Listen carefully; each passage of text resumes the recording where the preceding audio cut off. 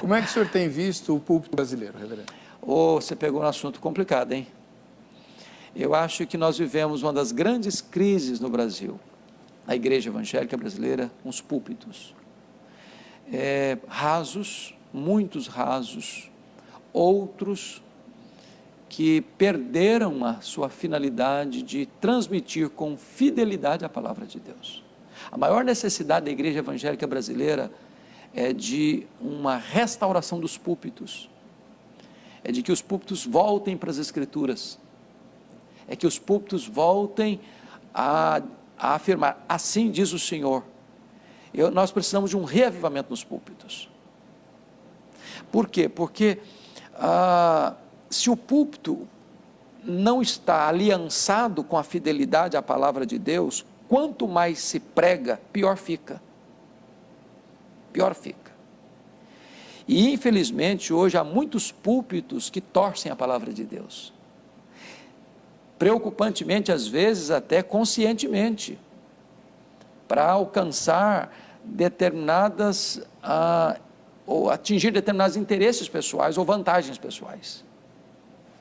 Então a palavra de Deus não pode ser torcida para atender à minha vontade. A palavra de Deus precisa ser transmitida com integridade, com fidelidade. É por isso que nós fazemos, é um termo que nós usamos muito, mas talvez os nossos telespectadores não podem entender por completo, é a palavra exegese. Você vai para o texto para tirar do texto o que está no texto. Eu não vou para o texto para impor ao texto as minhas ideias.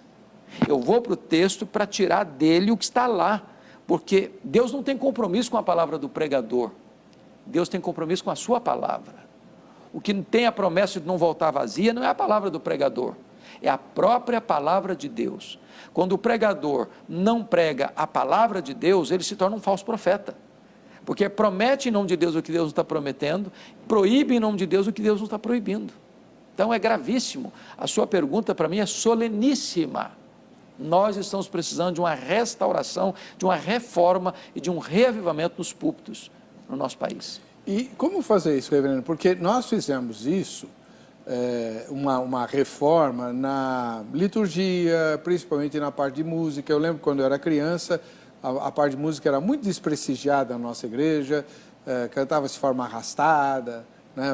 Os crentes eram chamados de cordeiros por causa do mestre, mestre. Lembra desse? Lembro. Que é muito bonito, por sinal, mas não é cantado assim, né?